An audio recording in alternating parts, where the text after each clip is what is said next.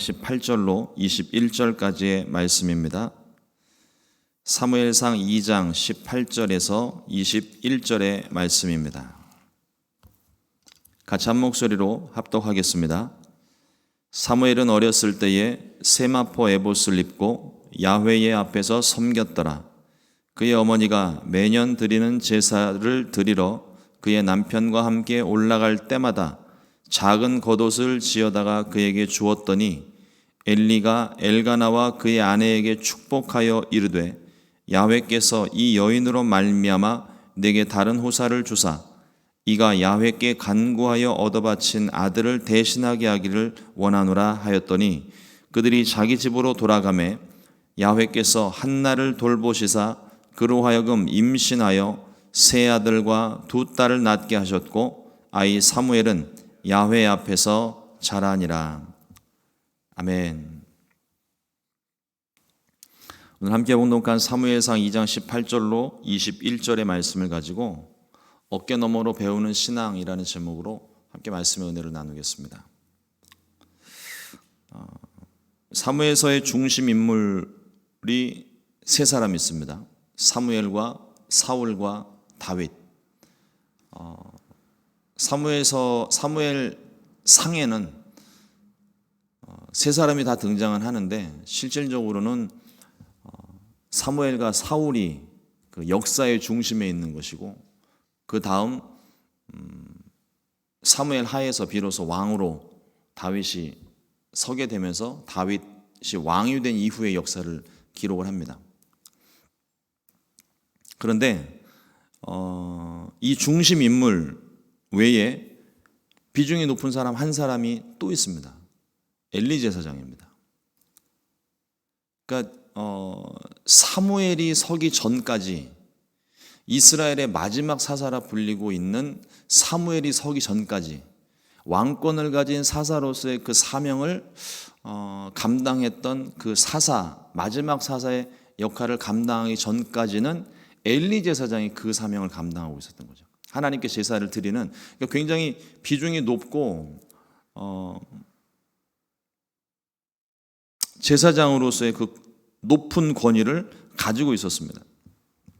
근데 이 엘리 제사장에게 두 아들이 있습니다. 홈니와 비느하스인데 사무엘상 1장 3절에 보면 이 사람이 매년 자기 성읍에 나와서 실로에 올라가서 만군의 야훼께 예배하며 제사를 드렸는데 엘리의 두 아들 홈니와 비느하스가 야훼의 제사장으로 거기에 있었더라. 엘리도 제사장이고 그의 아들들 홈니와 비느하스도 제사장들입니다. 근데 오늘 우리가 전체를 다 읽지는 않았지만 12절 말씀에 보면 엘리의 아들들은 행실이 나빠 야훼를 알지 못하더라. 제사장인데 하나님을 알지를 못해요. 심각한 상황입니다. 직업적인 제사장인 거지 하나님의 제사장이 아니었다는 거예요. 어려서부터 부모님으로부터 보고 배운 게 있으니까 제사 드리는 데는 익숙해요. 하지만 그들은 하나님을 알지 못했습니다. 그게 얼마나 비극적인 일일까요? 먼저 엘리 아들들의 행실을 한번 살펴보도록 하겠습니다. 제사장은 하나님께 드리는 제사를 주관하는 사람이에요. 2월 중에 다시 성경 공부를 시작을 할 예정인데 이번 주제는 레위기 말씀 강해입니다. 굉장히 구약의 역사를 이해하는 데 있어서도 그렇고 예수님의 십자가 사건을 이해하는 데 있어서도 그렇고 레위기 말씀이 굉장히 중요한 역할을 하고 있어요. 제사는 하나님께 나아오는 자들, 곧 제사 드리러 나오는 사람들이 가져오는 구별된 제물을 가져다가 하나님께 불로 태워드리는 거예요. 그리고 하나님께 태워드린 것 외에 제사의 종류에 따라서 제사장 몫을 허락하신 것을 제사장이 먹을 수 있었습니다. 특별히 화목제 같은 경우는 제사를 드리는 자와 주관하는 자, 집행하는 자 이들이 다 한데 모여서 함께 식사할 수 있는 공동 제사가 포함되어 있어요. 특별한 제사입니다. 그런데 이때에도 제사장의 몫과 백성들의 몫이 나뉘어져 있어요. 그러니까 엘리의 아들들이 재물을 가져다가 먹은 것은 그 행위 자체로서는 문제가 될 게 없습니다.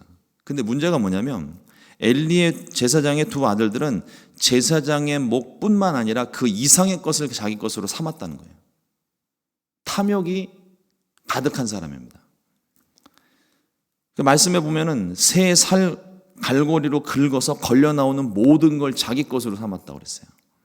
15절 말씀에 그리고 또 사무엘상 2장 15절에 보면 기름을 태우기 전에도 제사장의 사환이 와서 제사 드리는 사람에게 이르기를 제사장에게 구워드릴 고기를 내라. 그가 내게 삶은 고기를 원하지 아니하고 날 것을 원하신다 하다가, 우리 한국 사람들은 마블비를 굉장히 좋아합니다. 기름이 이렇게 고기 사이사이에 들어가 있는 하얀 기름이 끼워져 있는 그 고기를 굉장히 좋은 것으로 생각하는데, 미국 사람들은 뉴욕 스테이크처럼 기름기가 없는 빡빡한 고기를 좋아하는 것 같아요. 그걸 또 부드럽게 굽는 기술이 따로 있는 것 같은데, 기름이 좀 포함되어져 있어야 고기가 좀 부드럽고 맛이 있는데, 기름 부위, 이게 제사의 방법을 보면은요, 기름 부위는 다 제거해서 기름과 내장 부분, 기름진 부분들에 대한 것은 하나님께 먼저 드리게 돼 있어요. 다 태워드리게 돼 있어요.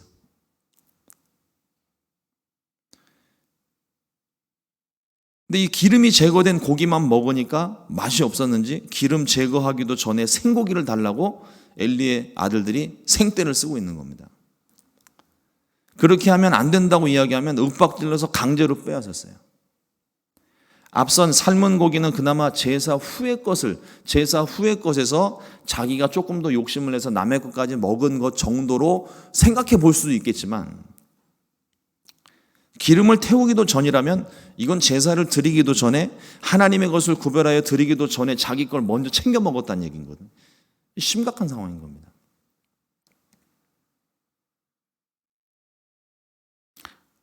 앞서 얘기한 것처럼 하나님을 알지 못하니까 그 제사의 거룩함과 하나님의 크고 두려우신 하나님을 너무나도 가볍게 생각을 하는 이와 같은 행동들을 하고 있는 것을 말씀을 통해서 우리가 확인을 할 수 있게 되죠. 또 오늘 본문에는 포함되어 있지 않지만 바로 내일 본문인데 22절 말씀에 보면 회막문에서 수종드는 여인과 동침도 합니다. 그냥 사람 이하인 거예요. 이 사람은 그냥 제사장 이하가 아니라 그냥 사람 이하인 거예요. 그 행실이 거룩하지 못했다고 기록을 합니다. 아주 단순하게 얘기를 해요. 그냥 행실이 나빴다. 그냥 그걸로 끝입니다. 그 이유가 무엇인가? 17절 말씀에 보면 이 소년들의 죄가 야훼 앞에 심히 크면 그들이 야훼의 제사를 멸시함이었더라. 여러분, 우리가 드리는 이 예배가요, 우리의 기분을 좋게 하기 위해서, 내 마음을 위로하기 위해서 드리는 예배가 아닙니다. 하나님과 함께 있는 자리예요. 하나님께 드려지는 예배예요. 근데 이 예배를 우리가 소홀히 여긴다거나 이 예배에 우리가 좀 가볍게 생각을 하고 집중하지 못하고 온 마음을 드리지 못하고, 그 모든 것들이요, 오늘 말씀에 있는 것처럼 야훼의 제사를 멸시함이었더라. 이 말과 일맥상통하는 부분이에요. 그러니까 우리가 하나님께 예배를 드리는데 예수님께서도 신령과 진정함으로 드리라 하신 말씀이 이 하나님께 드려지는 이 제사 자체가 그만큼 중요하고 거룩하고 하나님 앞에 드리는 것이기 때문에, 그래서 그 부분을 강조해서 말씀하고 계시는 거거든요. 하나님께 드리는 제사를 이 아들들이 멸시했습니다. 자신이 목숨 걸고 소중하게 생각해야 하는 이 제사의 직분을 단순히 직업으로서만, 자기 먹고 사는 것으로서만 생각을 했기 때문입니다. 그 근본적인 이유는 이미 12절에서 말씀하고 있는 바 야훼 하나님을 알지 못하였더라. 하나님을 알지 못했기 때문에, 깨닫지 못했기 때문에. 이와는 반대되는 두 번째 모습, 사무엘의 모습을 한번 봅니다. 18절 말씀에 보면은요, 사무엘은 어렸을 때에 세마포 에봇을 입고 야훼 앞에 섬겼더라 하는 말씀이 있습니다. 또 한 군데를 보면 사무엘상 3장 3절 말씀에 하나님의 등불은 아직 꺼지지 아니하였으며 사무엘은 하나님의 궤에 있는 야훼의 전 안에 누웠더니. 우리가 먼저 좀 생각해 봐야 되는 게 사무엘은요 어렸을 때부터, 그러니까 나이 어린 사무엘입니다. 아마 초등학생도 안 됐을 것 같아요. 한나가 아이가 없는 상태에서 하나님께 소원을 해서 하나님께로부터 아들을 얻었습니다. 그 소원이 무엇이냐면 하나님께서 내게 아들을 주시면 이 아들을 하나님께 바치겠습니다. 보통의 경우는요 하나님께 소원을 해도 키우다가 보면 눈에 넣어도 아프지 않은 이 자식 어떻게 하나님께 드릴까 고민하다가 길게 끌어서 나중에 대학 졸업하고 난 다음에 성인이 된 다음에 하나님께 드리기 마련입니다. 근데 말씀에 보면 우리 어제 말씀에도 보면 한나가 소원했던 것을 한나는 가슴속에 계속 품고 있었고 하루라도 그 아들을 더 보기 위해서 제사 올라오는 것까지 멈추고 있다가 이제 겨우 막 걸음을 시작하는 그 어린아이를 데리고 엘리 제사장에게 나옵니다. 서원한 걸 지키기 위해서. 근데 그 어린아이가 하나님의 전에 머무는 습관을 가지고 있어요. 대단한 겁니다. 그리고 또 한 가지, 이 어린 사무엘이 하나님 앞에 처음 나와서 하나님을 경배했다, 예배했다 이렇게 되고 있는데 그 단어의 의미가 무엇이냐면 그 영상 같은데 이렇게 뉴스나 이런 데 보시게 되면 이슬람 교도들이 그 자기네들의 중앙 성소를 향하여서 전 세계 어디에 있든지 상관없습니다. 그쪽 방면을 향하여 엎드려 절을 하는 모습들을 한 번쯤 보신 적 있으실 거예요. 무릎을 꿇고 가슴이 무릎에 내려앉을 만큼 땅바닥에 바짝 엎드려서 두 손을 앞으로 쭉 뻗고 절을 합니다. 그 경배의 모습을 생각하시면 돼요. 어린아이가 그렇게 기도해요. 요즘 우리 어린아이들이 교회 학교 애들이 무릎을 꿇고 기도하는 모습만 봐도 감동되지 않습니까? 근데 무릎을 꿇는 정도가 아니라 무릎을 꿇은 채로 가슴을 무릎에 대고 바짝 땅에 엎드려서 하나님께 예배하는 모습을 보였다는 거예요. 어린아이가. 이게 무엇을 의미하는 걸까요? 한나가, 그 어린아이가 그때 당시 교회 학교가 있기를 했습니까? 크리스찬 데이케어 센터가 있기를 했습니까? 이 아이가 배운 것은 부모님에게서 배우는 거예요. 부모님이 하는 모습을 보고 아이가 따라하는 겁니다. 하나님 앞에 나오면 이렇게 하는 것이다. 말로도 설명을 하고 행동으로도 보여주고 굳이 아이에게 가르치지 않는 시간마저도 하나님께 예배하는 모습을요, 아이들은 다 지켜보고 있어요. 보고 배우는 거예요. 보고 배우는 거.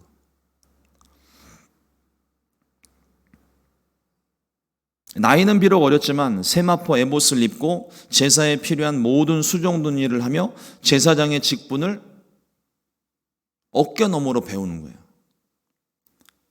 그리고 엘리 제사장의 아들들과는 달리 늘 하나님의 전에 머물며 하나님을 섬기는 일에 열심이었습니다. 엘리 제사장의 아들들의 모습과는 정반대되는 사무엘의 모습인데 엘리 제사장의 아들들의 행실은 비난받아 마땅합니다. 그런데 조금 더 근본적인 문제가 있습니다.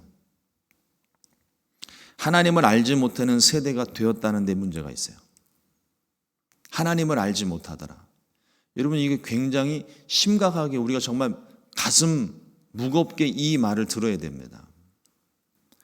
이전 세대가 하나님을 제대로 가르치지 않았고 다음 세대의 본이 되지 못했고 잘못된 일들에 대해 정확하게 바로잡지 않았기 때문에 이런 엄청난 어이없는 일이 일어나는 거예요. 반면 사무엘은 나이가 어렸음에도 불구하고 하나님의 전에 머물며 늘 하나님 섬기는 일에 최선을 다했습니다.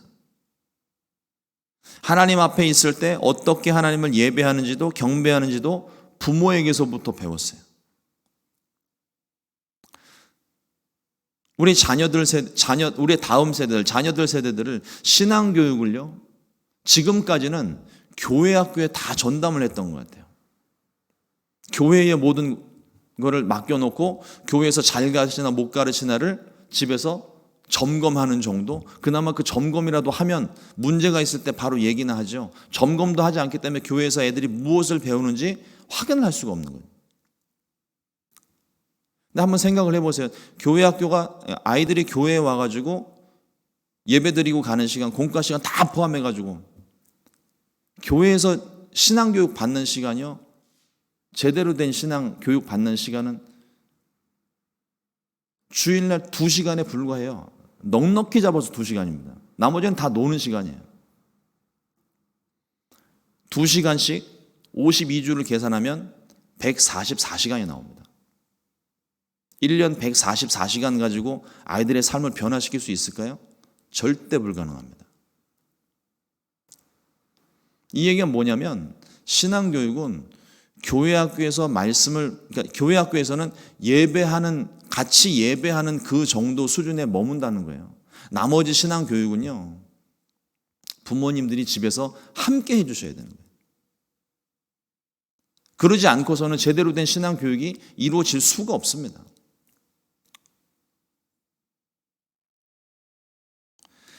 부모에게서 어깨너머로부터 배우는 것이 신앙 교육이고, 부모의 머리맡에서 들려지는 성경 말씀이 그게 신앙 교육인 겁니다.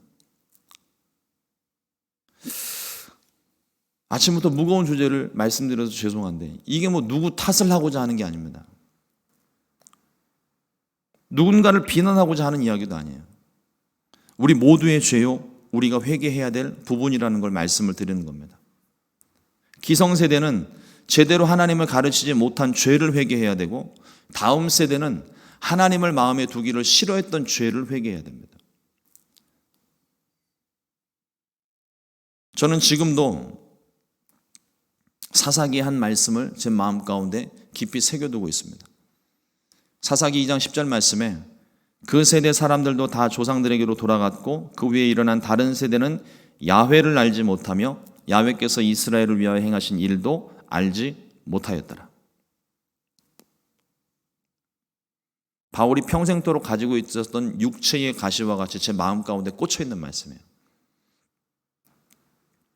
이스라엘 백성들은요, 홍해가 갈라지는 것을 보았고 홍해 바닥을 걸어서 건넜던 사람들입니다.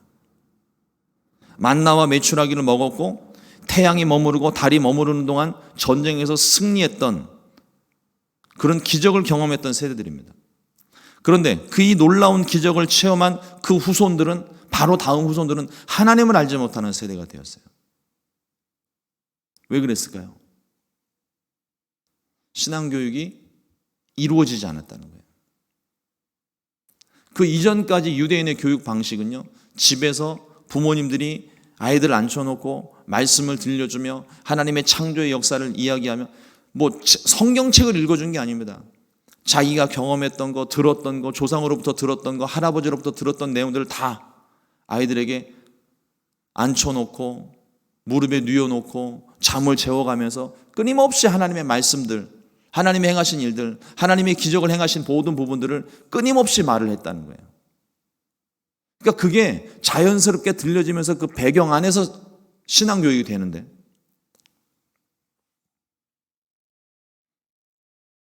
그 놀라운 기적을 경험했던 이스라엘 백성들의 바로 다음 자손들은 하나님을 알지 못하는 세대였어요. 교육을 하지 않았다는 얘기예요. 우리가 사는 이 시대가 다르지 않습니다. 하나님의 은혜로 우리가 큰 부흥을 경험했고 은혜의 전성기를 누렸던 우리들입니다. 그런데 지금 우리들의 다음 세대는 하나님을 알고 있습니까? 하나님을 바로 믿고 있습니까?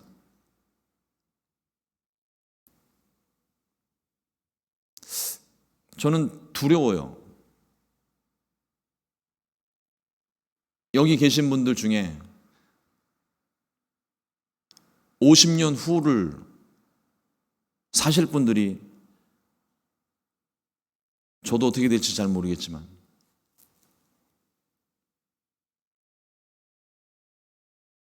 그러니까 이 세상을 떠나고 난 다음에 이 성전에 누가 앉아 있을까를 생각을 하면 정말 두렵습니다. 이거는요, 지금 우리가 해야 되는 일들인 것 같아요.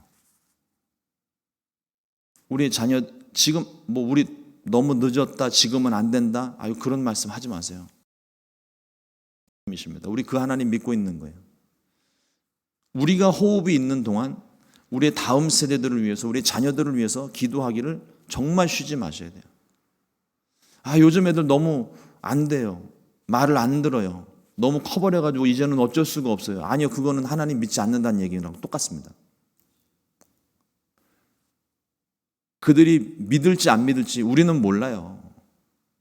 그런데 미리 염려하고 아무것도 안 하는 게 아니라 지금 우리는 그들을 위해서 기도해야 합니다.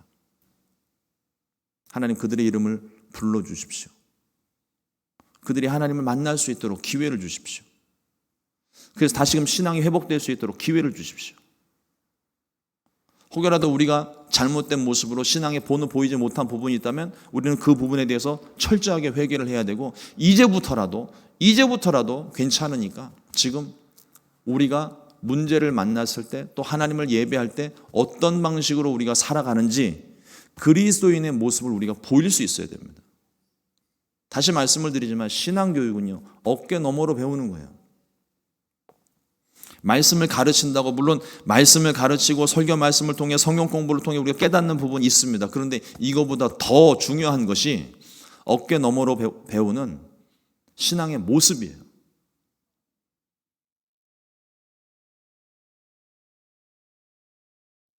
저는 조용기 목사님께 기도하는 법을 배웠고, 저희 아버님께 문제가 있을 때 하나님께 엎드리는 법을 배웠고, 수많은 분들의, 그리고 끊임없이 저희들을 위해서 기도하시는, 그냥 아주 단순하게 그냥 기도만 하시는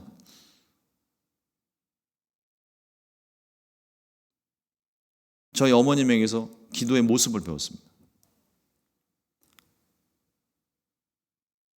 이렇게 기도해야 된다라고 가르쳐 주신 게 아니에요. 그 모습을 보고 배우는 거예요. 저렇게 기도하는 거구나. 이렇게 말씀이 있는 거구나. 이렇게 설교하는 거구나. 우리의 자녀들에게, 우리의 다음 세대들에게 우리가 할 수 있는 것은 신앙의 본을 보이는 가장 좋은 신앙 교육인 거예요. 우리 신앙의 모습을 보여주는 게. 늦었다고 생각하지 마시고요. 오늘부터라도 먼저 우리 자신이 하나님 앞에 정직하고 거룩하게 예배하는 모습을 회복하고, 그리고 그 모습을 통해서 우리의 다음 세대들, 우리의 자녀들과 우리의 손주들이 하나님 앞에 나와서 예배할 때는 어떻게 예배해야 되는지를 보고 배울 수 있는 본이 되어 주시기를 주님의 이름으로 부탁을 드립니다. 오늘 하루 우리의 다음 세대들을 위해서 기도할 수 있기를 주님의 이름으로 축원합니다. 미움과 원망, 불평이 그들에게서부터 사라지게 해주시고 믿음으로 일어날 수 있게 하여 주옵소서. 그리고 우리들은 오늘 이후로는 하나님 앞에 어린 사무엘처럼 하나님 앞에 온 마음과 정성을 다해서 예배하고 하나님과 동행하는 삶의 예배자들이 되게 해달라고 기도하시기를, 매일매일 성령 충만한 예배자들이 되어 주시기를 주님의 이름으로 축원을 드립니다. 기도하겠습니다. 하나님, 이 아침 우리에게 주시는 하나님의 무거운 말씀을 우리 마음 가운데 새깁니다. 우리의 다음 세대들이 하나님을 아는 세대가 될 수 있도록 다시 한번 우리에게 기회를 주시고, 우리가 사는 날 동안에 그들에게 삶의 본이 되고 신앙의 본이 되어져 아름다운 신앙의 전통과 유산을 이어갈 수 있도록 하나님께서 은혜를 베풀어 주시옵소서. 생각이 다르고 사고방식이 다르지만 그러나 하나님을 예배하는 것에는 변함없는 본질이 있습니다. 하나님, 그것이 전달되어질 수 있도록, 그래서 우리의 자녀들이, 우리의 다음 세대들이 길이 우리 하나님을, 내가 섬기고 내가 만났던 그 하나님을 우리의 다음 세대들도 하나님을 만나고 섬기고 예배할 수 있도록 주님께서 은혜를 베풀어 주시옵소서. 하나님, 우리 마음 가운데 회개의 영을 부어주시고 다시 한번 하나님께로 돌아설 수 있는 진정한 부흥이, 진정한 회복이 우리 안에 있도록 오늘부터 우리와 함께 해주시고 지금 이 시간부터 우리 가운데 역사하여 주시옵소서. 귀하신 예수님의 이름으로 기도드렸습니다. 아멘.